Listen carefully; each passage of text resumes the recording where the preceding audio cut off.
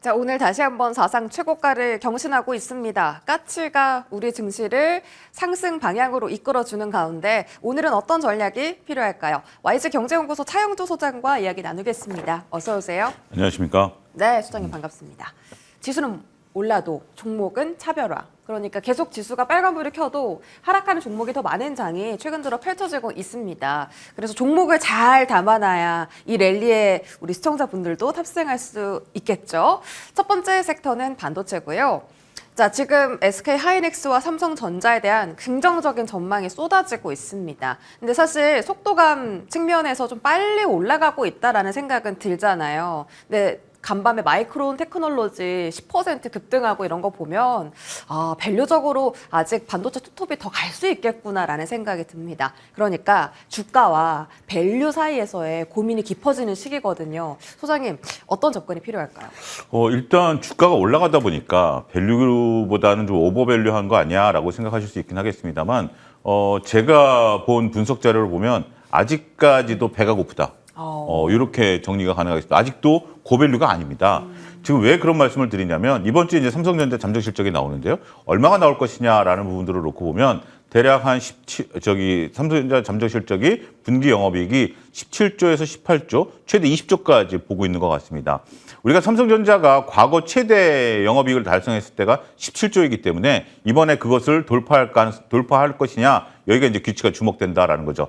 그리고 그 다음에 이제 앞으로 가이던스가 얼마큼 나올 것이냐 중요한데 이번에 나오는 건 이제 4분기 실적입니다. 네. 그리고 이제 올 1분기 때 대략 한 20조 정도 영업이익을 달성할 것으로 보고 있고 올 2026년도에 영업이익을 100조 이상 달성하지 않을까 증권가는 그렇게 좀 보고 있는 상태입니다. 하이닉스만 하더라도 올해 총 영업이익을 한 80조 정도 달성할 것으로 보고 있고 잘하면 내심 한 100조 클럽 달성할 수 있는 거 아니야? 라고 또 볼 수 있는 거죠. 어찌됐든 IT 반도체 그쪽들이 올해 영업이익이 대략 한 200조 정도 달성할 걸로 보고 있습니다. 다 합쳐서. 그렇기 때문에 올해 상장사들의 영업이익이 대략 한 400조 정도 될 것으로 보고 있는데 그중 절반을 이 투톱이 할 것이다라고 보고 있는 거죠.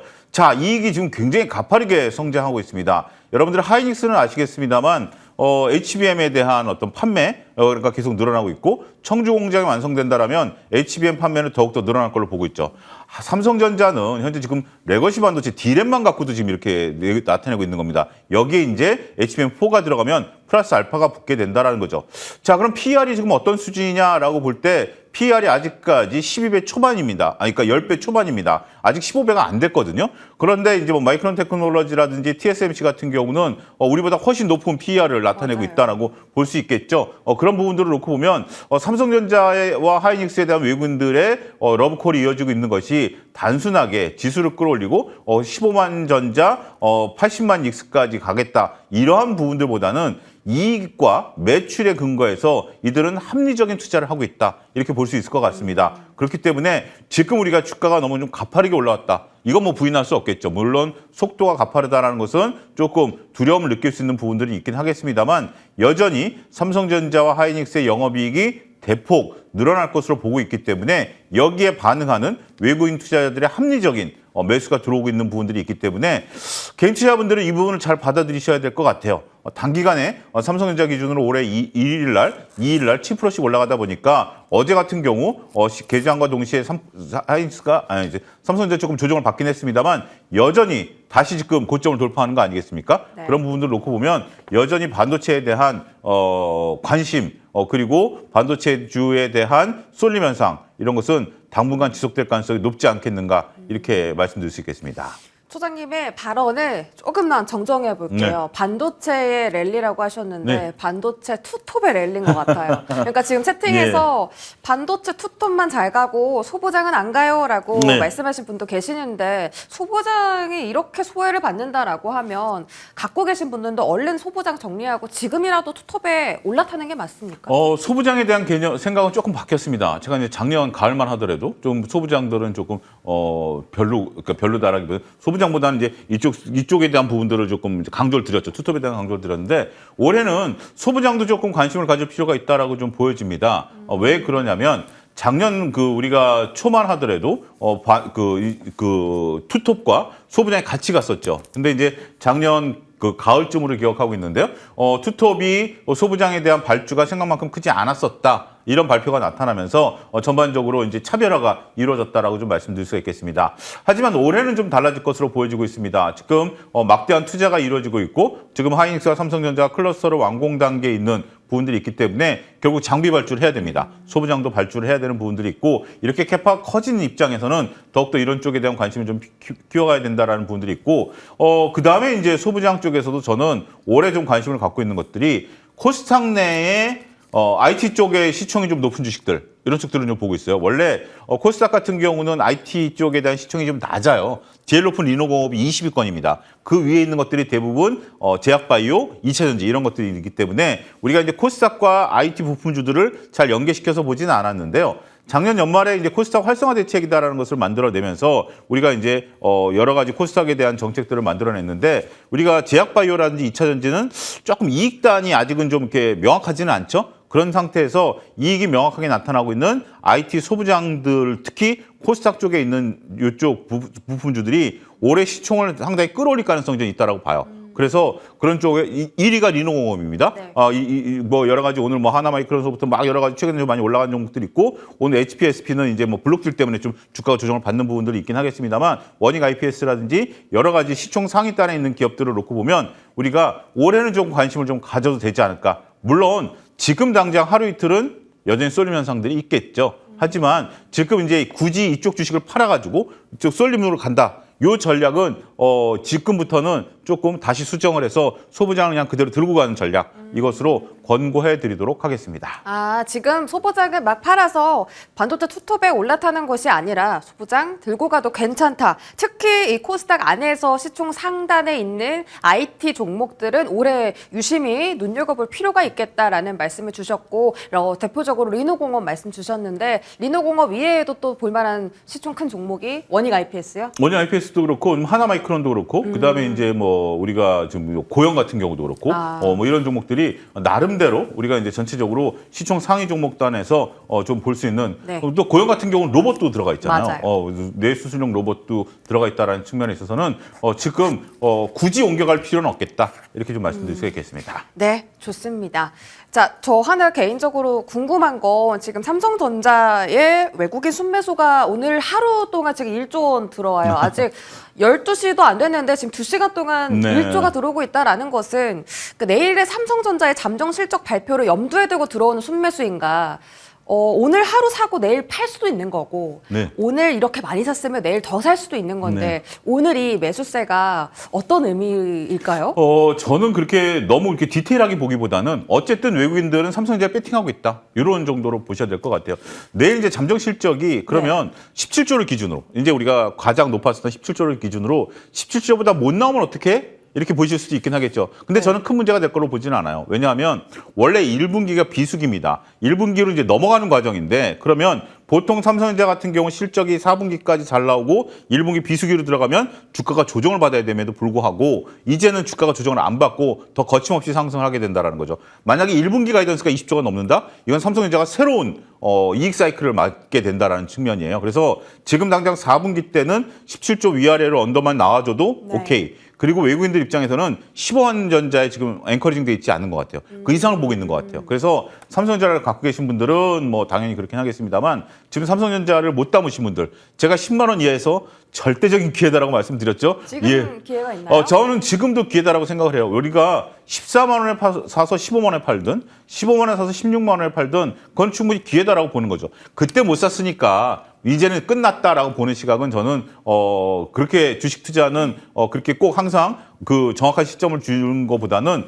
지금 상황에서도 삼성전자는 만약에 없으시다라면 조금씩 모아가는 전략. 네. 만약에 삼성전자가 진짜 아무도 없다. 난 겁이 난다. 한 주라도 사십시오라고 저는 권해드리고 싶어요. 한 주를 사놓고 그 움직임을 보게 된다면 삼성전자의 지금 사이클이 아니더라도 다음 사이클에는 올라갈 수 있습니다. 한 주 꼭 만약에 없다라면 한 주라도 꼭 사놓고 삼성전자를 바라봐야지 그렇지 않고 삼성전자를 마음속에만 바라보면 생각이 달라질 수 있다. 이렇게 공고해드리겠습니다. 강력하게 지금 또 매수에 대한 권고를 해주셨는데 지켜보겠습니다. 만약에 삼성전자 잠정 실적 나오고서 뭐 세론이나 물량이 출하가 되더라도 오히려 기회로 삼을 수 있다라는 말씀 해주셨고요. 한미 반도체만 따로 떼놓고 네. 보겠습니다. 지금 우주항공 모멘텀이 한미반도체가 지금 갖고 있기 때문에 이 종목만 잘 가는 거예요? 한미반도체는 이제 대부분의 보는 시각들은 이제 공매도 쇼커버링에 대한 시각들이 좀 높은 것 같아요.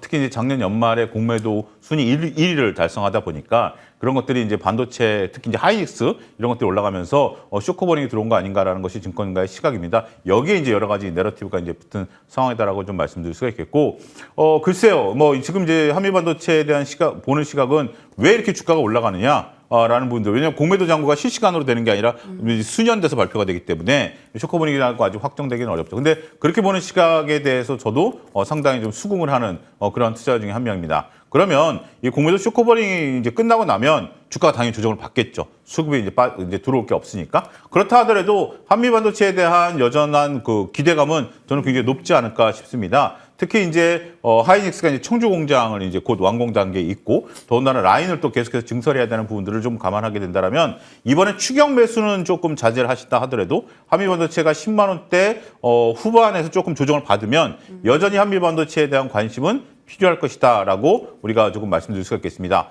하나와의 서로 경쟁 관계가 있다 하더라도 여전히 아직까지는 대세는 한미반도체죠. 그런 부분을 놓고 보면 또 말씀드렸던 반도체 소부장과 또 관련된 부분도 있어요. 이건 먼저 코스피 종목이기 때문에 코스닥 종목은 아니기 때문에 제가 말씀드렸던 건 약간 다르긴 하겠습니다만 올해는 반도체 소부장에 대한 관심도 여전히 긍정적으로 보자라고 말씀을 드렸기 때문에 한미반도체 추경 매수는 자제하되 조정시 매수 관점은 여전히 유효할 수 있겠다.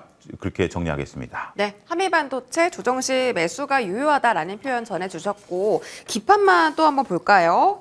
야, 기판 너무 부진합니다. 지금 심택이 10% 급락 중이고요. 이수페타시스가 4%가량, 태성, TLB도 4%가량 빠지고 있는데 생각보다 하락하는 폭이 좀 깊거든요. 기판은 어떻게 볼까요? 지금 이제 하락이 그렇게 크게 나타난다는 것은 일단 투자자들의 관심이 조금 빠지고 있는 거다라고 좀 봐야 될 것 같아요. 같은 반도체인데도요? 반도체도 기판하고 우리가 이제 그 후공정에 들어가는 거하고는 공정이 좀 다르죠.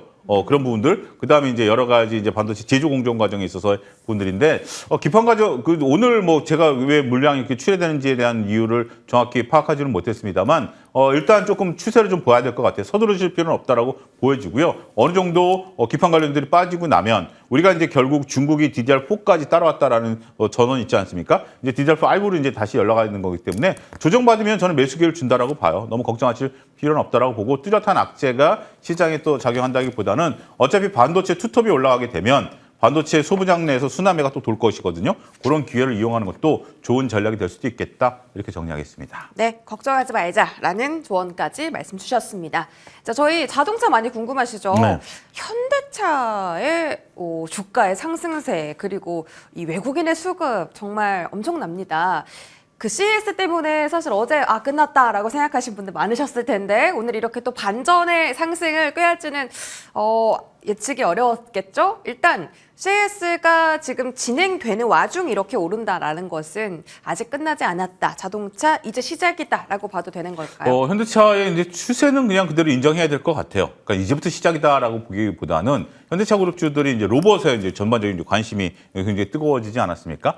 그런 부분들에서 젠스랑과 또 현대차의 또 만남, 그리고 이제 젠스랑 CEO는 또 이제 벤츠와 또 협업해서 자율주행차를 또 만들어내겠다라고 했음에도 불구하고 정윤선 회장과 또 만남을 좀 가졌어요. 그러니까 이벤트가 같이 맞물렸다라고 좀 말씀드릴 수 있겠죠. 이 추세는 뭐 이번 주까지는 충분히 이어질 수 있을 것으로 보여지고 있습니다. 워낙 이제 폭발성 있는 로봇과 관련된 얘기이기 때문에 물론 저도 그 영상을 보고 깜짝 놀랐어요. 그렇지만 이게 이제 얼만큼 상용화되느냐, 그리고 이것이 얼만큼 튀어되느냐의 문제는 별개의 문제다 하더라도 지금 워낙 뜨겁게 불이 붙어 있는 상황이고 이것이 지금 현재 이슈화되고 있고 관심권에 들어와 있다라는 측면에 있어서 볼 때는 충분히 트레이딩 관점의 접근은 유효할 수 있겠다라고 말씀드릴 수 있겠습니다.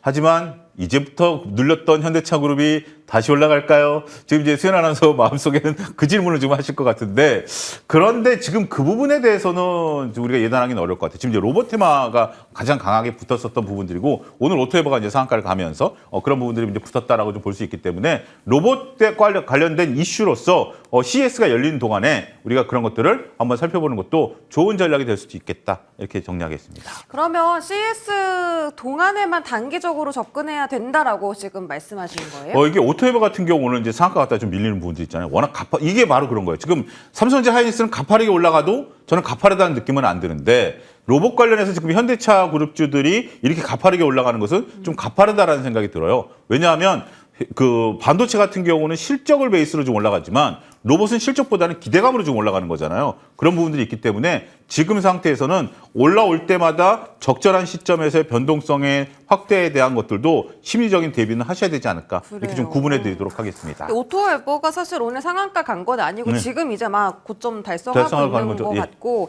이제 들려온 얘기가 로봇이 이제 올해부터는 조금씩 숫자가 찍힌다라는 이야기가 있기 때문에 그에 대한 실적에 대한 모멘텀까지도 지금 선반영을 하는 건가 그 부분도 궁금하거든요. 좀 그렇죠. 아무래도 지금 이제 1월이기 때문에 저는 1월 달에 이제 주식 시장의 움직임이 좀 이례적이고 나름대로 또 나름 올해 이제 성과에 대한 부분들을 좀 땡겨온다라고 볼 수 있거든요. 그런 부분들을 감안하게 되면 지금 로봇주가 올해 그 이익을 난다라는 것을 1월 달에 땡겨와도 2, 3월엔 조정을 받았다 다시 올라가는 거거든요. 그게 항상 과거에 났었던 패턴입니다. 1월 달에 주가가 올라간 주식들은 2, 3월에 조정을 받고 다시 이제 실적 베이스로 올라가는 거기 때문에 그걸 땡겨오는 과정이다라고 볼 수 있어요. 그 땡겨오는 과정에 있어서 지금 주가 퍼포먼스가 강하게 붙고 있기 때문에 이 부분은 우리가 트레이딩 관점으로 충분히 즐기자 이렇게 좀 정리하도록 하겠습니다. 네, 그럼 바로 자연스럽게 로봇으로 한번 넘어가 볼게요.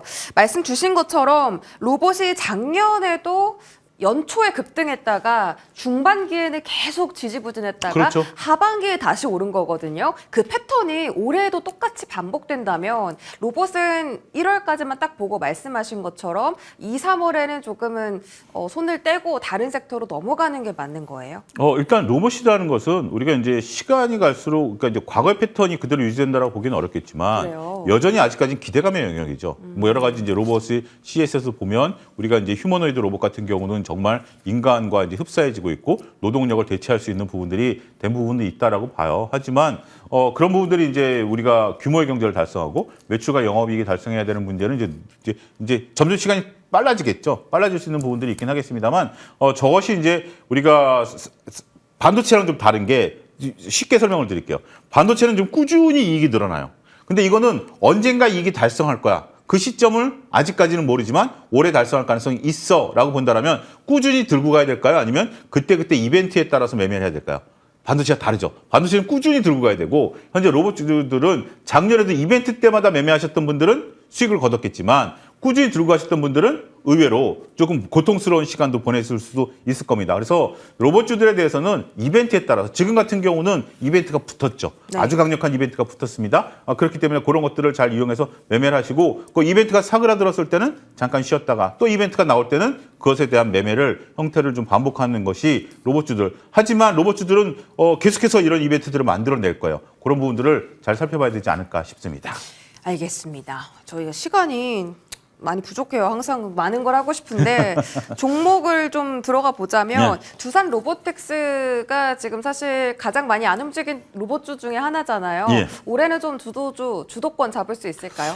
저는 오히려 레인보우 로보틱스를 좀 봐야 될 것 같아요. 오히려 그다음에 이제 우리가 현대 무벡스라든지 이런 쪽들을 좀 보자. 두산 로보틱스 같은 경우 이제 산업용 로봇이잖아요. 산업용 로봇의 대표 주자이고 이런 부분들 지금 이제 주가가 오늘 올라가니까 좀 그런 부분들이 있습니다만 우리가 이제 휴머노이드 로봇으로 가고 또 여러 가지가 나오니까 산업용 로봇보다는 물론 이제 빠른 건 산업용 로봇의 침투일이에요. 하지만 우리의 눈은 휴머노이드 로봇을 바라보고 있다. 이렇게 좀 정리하도록 하겠습니다. 그럼 대장을 레인보우로 보시는 걸까요? 저는 이제 현대차 그룹이 지금 현재 올라가다 보니까 현대 오토웨버, 현대 무벡스 이런 쪽들이 강합니다만 지금 이제 삼성 같은 경우 전장과 관련된 이런 퍼포먼스를 또 보일 가능성이 있기 때문에 레인보우 로보틱스를 올해 저는 그 페이스메이커로 네. 놓고 보고 있다 이렇게 정리를 하겠습니다. 올해 페이스메이커이기 때문에 좀 장기적인 관점에서 레인보우 로보틱스도 한번 의미 있게 지켜보도록 하겠습니다. 마지막으로 조선 섹터 한번 볼 텐데 조선이 지금 수주 증가 소식이 좀 들려오고 있어요. 예. 그렇다면 괜찮을까? 퍼포먼스가 작년과 같은 강력한 퍼포먼스를 기대해도 되나요? 오히려 조선주들은 작년에는 기대감이 좀 후반기에 붙었잖아요. 마스카 프로젝트라는 후반기 그다음에 이제 LNG 그 프로젝트, 알래스카 LNG 프로젝트가 붙었죠. 올해는 이제 그런 것들이 얼마큼 실현되느냐가 관건인데, 근데 실현 이전에 이 두 가지 프로젝트의 문제점 뭐냐면 설비 투자가 이루어져야 된다라는 거예요. 근데 지금 조선주들은 제가 작년에도 말씀드렸다시피 28년 이후에 도크가 빈다라는 건데 지금 도크를 채워가고 있잖아요. 네. 현대중공업 같은 경우 도크를 채워가고 있고 삼성중공업도 도크를 채워가고 있기 때문에 저는 이번에는 하나오션과 현대그룹주들이 조금 달리 주가가 움직일 가능성이 있다. 하나오션 같은 경우는 지금 이제 트럼프 대통령이 50억 달러 투자해야 된다라고 그랬잖아요. 그 다음에 이제 프리기탐의 수주가 들어가야 되는 부분들이고 이 부분에 대한 것보다는 실질적으로 조선업종들이 얼마큼 수주를 땡겨오느냐라는 건데 현대가 지금 재팟을 터뜨렸죠. 네. 이런 부분들이 있기 때문에 오히려 저는 올해 상반기 때는 하나오션은 하반기를 보자. 하나오션은 오히려 하반기를 보고 상반기 때는 현대중공업이나 삼성중공업을 보자. 저는 그렇게 조금 마음을 좀 먹고 있고 그렇게 분석을 좀 끝냈다 이렇게 좀 정리하겠습니다.